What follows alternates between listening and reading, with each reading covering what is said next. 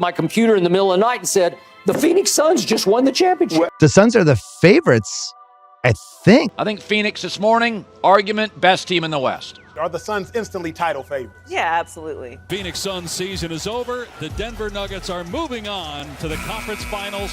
Trading Bradley Beal to the Phoenix Suns for Chris Paul and draft compensation. I think for Suns fans, it's time to get greedy. Let's get greedy. Let's get that first one and then start talking about the second one and maybe the third. I mean, saying it respectfully, I don't know how teams are going to guard us. Rudy Gobert as Anthony Edwards delivers a little something extra. The Minnesota Timberwolves have a 3-0 series lead. With a third consecutive blowout loss, the Phoenix Suns have gone down 3-0 to the Minnesota Timberwolves in their first round series. And tomorrow, the Timberwolves have an opportunity to sweep what everyone considered the title favorites in the West last season when the Kevin Durant trade happened. Today in this video, we are going to go over why the Phoenix Suns have completely ruined the next 5 to 6 years of their future, how irresponsible these trades they have made were, and what the path forward really is for them. This video has nothing to do with the Minnesota Timberwolves. They've played incredible in this series, and in my opinion, are the only team that are a legitimate threat to Denver in the West. Instead, this video will focus on the irresponsible management of the Phoenix Suns roster and assets, and the blatant miscalculated bet they made that mortgaged their entire foreseeable future. So let's take one moment and start this all the way back in the beginning. This video is brought to you by Underdog Fantasy. If you haven't heard of it, it's an app that allows you to pick higher or lower on your favorite players from your favorite sports. They have a new customer special going on until tomorrow night. Anthony Edwards needs just 1 point. Pair that with code HARDWOOD for a full deposit match up to $100. To celebrate the recent success of the channel, I'm doing a 15,000 subscriber giveaway. The winner gets a signed jersey of their favorite player. To enter, join the Discord and follow me on X. You can do that using the link in the description. I highly recommend joining the Discord anyway. We're doing watch parties throughout the entire NBA playoffs. The deadline to enter has been extended by 2 weeks to May 11th. More details to come. There's exciting things in the works. Hop on it while you can. We'll see you over there. Let's get back to the video. The Phoenix Suns are no strangers to the playoffs. Matter of fact, they made the playoffs every single season in the 90s and 19 out of 22 seasons from 89 to 2010. But as a new decade dawned, so did a new era for the Phoenix Suns. Gone were the days of Steve Nash, Amari Stoudemire, and Shawn Marion completely revolutionizing offense in the NBA with Mike D'Antoni's 7 seconds or less philosophy. Instead, this team would go 10 straight seasons, the entire decade of the 2010s, without making a playoff appearance. In 2015, they would draft Devin Booker, a shooting guard out of Kentucky, and by the end of his third season, it looked like the Suns may have their franchise cornerstone for the next decade. In that 2018 draft, they would land big man DeAndre Ayton out of Arizona and trade for Mikal Bridges. In 2019, they would add 3-and-D wing Cameron Johnson. And in the 2020 season, they would go 8-0 in the bubble, narrowly missing the play-in, losing a tiebreaker to the Memphis Grizzlies. But there was hope. This team was clicking. This young core was rolling together in continuity. Next season was their year. That offseason, they would acquire Chris Paul, finish second in the West, and waltz their way to an NBA Finals.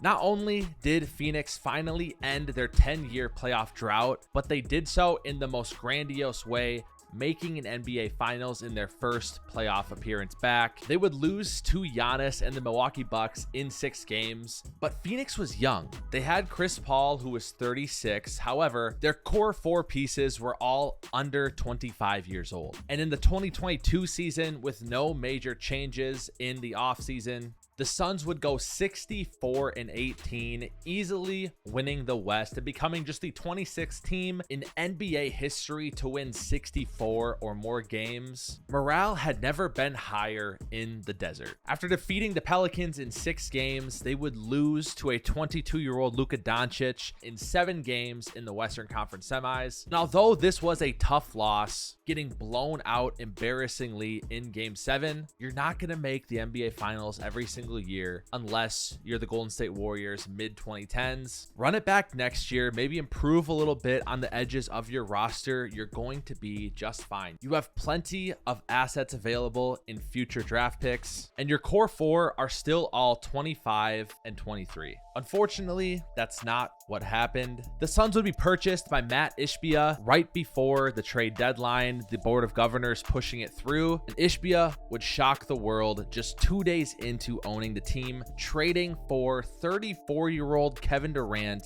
giving up 2 of his core 4 pieces, Cameron Johnson and Mikal Bridges, plus 4 future first-round picks and a 2028 first-round pick swap. I will never forget what the reaction was when this trade went down. Everybody was applauding Phoenix for this trade. There was things said like, when Kevin Durant's available, you go and get him. And I've been on record saying since the beginning, I hated this trade for Phoenix. Matter of fact, here's a video I made after the Kevin Durant trade, basically trashing it. And I think the craziest thing to me was how polar opposite the reactions were to this trade and the Rudy Gobert trade for Minnesota. But it doesn't really matter if I hated it or not. This move signified that Phoenix was all in on winning a championship in the next 2 to 3 years max. Kevin Durant was 34 and a half at the time of this trade. He is not going to be the same Kevin Durant in 4 or 5 seasons from now. And to give Phoenix's credit, they would defeat the Clippers in 5 games in the first round with Kevin Durant. But the Clippers did not have Kawhi Leonard after the first 2 games in this series, in which they split in Phoenix. This is expected at this point. You are building a team that has to compete for a championship when you made that trade. And then they would go on to lose to Nikola Jokic and the Denver Nuggets in 6 games. In round 2, they'd win their only 2 games at home, get blown out in games 5 and 6. At the time, everyone just made excuses for Phoenix. They said it's going to take time. Kevin Durant just got here only 2 months ago. This was just a test run. The Denver Nuggets are really good. And then after the Nuggets won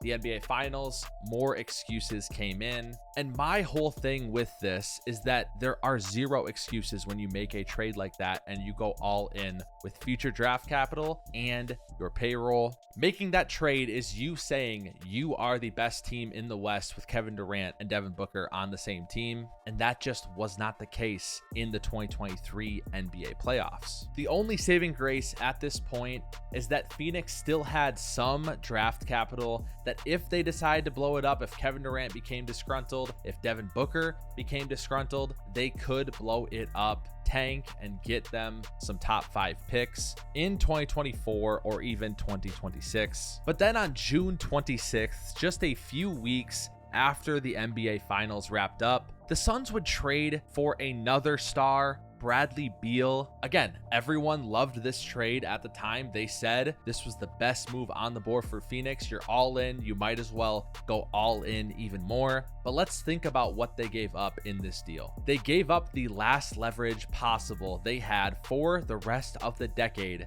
to blow everything up and completely start over. The official Beal trade details were a 2024 first-round pick swap, a 26 first-round pick swap, 28, 2030, and then a second-round pick in each of those years as well, leaving the Suns with only this remaining draft capital until 2031. The least favorable first-round pick between Washington and Memphis in 2024, the least favorable first-round pick in 2026 between Washington, Orlando, Memphis, and them. In 2028, the least favorable first-round pick between Brooklyn, Washington, and them. And in 2030, the least favorable first-round pick out of Phoenix, Washington, and Memphis. And then a 2024 second-round pick and a 2028 second-round pick that are protected from 31 to 49 and 31 to 45. And I know looking over draft picks in the future can be boring, but it's very important that we detail this out because I'm trying to paint a picture about how all in the Phoenix Suns really were going into the 2023-2024 regular season. They would finish as the 6th seed in the West, finishing stronger than they started, finally getting healthy. and all of the buzz was that this was the Phoenix Suns year. They were 49-33. They got the most favorable matchup in their eyes of anyone in the first round in the Minnesota Timberwolves. They had beaten them 3-0 in the regular season. And even I, as a Wolves fan, was fooled going into this series, thinking Phoenix just had a matchup problem for Minnesota that Minnesota was going to have a hard time figuring out. But instead, we sit here on April 27th, and the Phoenix Suns are down 3-0 to the Minnesota Timberwolves. The point of this video is not to discredit what the Minnesota Timberwolves are doing. I truly believe the winner between the Denver Nuggets and the Minnesota Timberwolves is going to be the team to win the NBA Finals. Yes, even over the Boston Celtics. But that's not the point of the video. The point is the Phoenix Suns told everyone when they made these trades that they are the team to beat in the West. And you don't just make trades in a vacuum. You make trades within the context of your conference and the league at the time. The Phoenix Suns made these all-in trades with aging veterans, knowing that the Denver Nuggets had the best player in the world and a perfectly constructed roster to fit him around him. Yet they still made this trade. I didn't cover this. They also traded DeAndre Ayton in the offseason, but I'm not going to fault them for that. Something weird happened between DeAndre Ayton and Phoenix, and they were able to get Nurkic in return, so I don't think that was the worst thing in the world. Plus, with Chris Paul, it is what it is. They sent him in the Bradley Beal trade. He was 37. I would have still liked him to finish his career in Phoenix if I was the Suns general manager. However, it wasn't the egregious thing that the picks and Mikal Bridges and Cameron Johnson were, in my opinion. But that leads to my ultimate point with this video. The Phoenix Suns didn't just completely fail in building a super team. They went backwards and mortgaged their entire future to build a super team that has completely failed. They made the finals with that young core in 2021. They were a 64-win team in 2022 that lost in 7 games to emerging superstar Luka Doncic. Did they have issues? Sure, but there was zero reason to blow up this team and do what their new owner Matt Ishbia did. And I think the Kevin Durant trade is going to go down as one of the worst trades of all time when you factor everything context-wise into it, because the fact of the matter is, where do the Phoenix Suns go from here? The Western Conference is only going to be better next season. I've said this in like 4 videos over the past 2 months, but the Memphis Grizzlies are coming. They're going to be healthy next year, and they found 2 gems this year in Vince Williams Jr. and Gigi Jackson. The Houston Rockets are only getting better as well. And of course, now the Minnesota Timberwolves look like the 1B to the Denver Nuggets 1A in the Western Conference. Plus, we haven't even mentioned Oklahoma City, who has the youngest average age for any team to obtain a 1 seed. Let's not forget about the Dallas Mavericks either. You have Kyrie Irving and Luka Doncic, plus pieces around him now in Daniel Gafford and PJ Washington. The West is going to be extremely good for the next 2 to 3 4 seasons, and the only chance the Phoenix Suns have is to hit a home run on a mid to low 20s first round draft pick in the draft this offseason. I don't even know what they can do from here on out. This is like a dynasty football manager who trades away all of his future first round picks and has a terrible team, now can no longer rebuild because when he's terrible, other teams profit from his high draft picks. Plus, Bradley Beal has a no trade clause in his contract, and he is signed until 2027, making $50 to $53 to $57 million a year. Devin Booker's making 49 next year, 53, 57, 61 in 2028. And Kevin Durant is signed through 2026, making 46, 49, and 53. This is an absolute nightmare. Plus, we haven't even touched on the fact that if they continue going over the second apron in 3 to 5 seasons from next year and on out, their first round pick they do have on the years where they are swapped to the least favorable gets kicked to the end of the first round. Kevin Durant is 35 and a half. He will turn 36 before the beginning of next season. You're telling me that the Phoenix Suns are going to be a contender in the Western Conference next year with absolutely zero depth and a 36-year-old Kevin Durant? You're telling me Kevin Durant, knowing he is on the final legs of his career, is going to be happy spending his days in Phoenix over the next 2 to 3 years? You're telling me Devin Booker is going to be happy spending the prime of his career in Phoenix with this roster and this situation and zero ability to get him any other help? This has been a colossal failure, an utter disaster, and it will go down as one of the worst franchise ruining sequences in NBA history, in my opinion. The future is very dark for the Phoenix Suns, until 2030. They'll probably get swept by the Timberwolves tomorrow. If not, they're losing in 5 games. No team has ever come back from a 3-0 deficit. It's why I'm so confident in making this video right now. This needs to be addressed,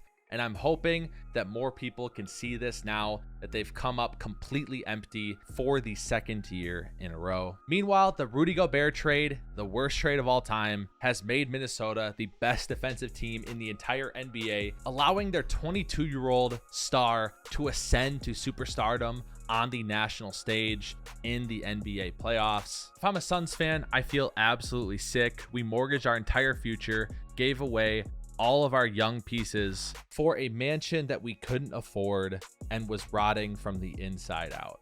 Thanks for watching. If you enjoyed this video, check out my NBA playoff recap videos. I'm making one on every single game of every series of the NBA playoffs with the plan of making it an entire compilation at the end of the NBA finals. Appreciate all of you, and as always, we'll see ya on the hardwood.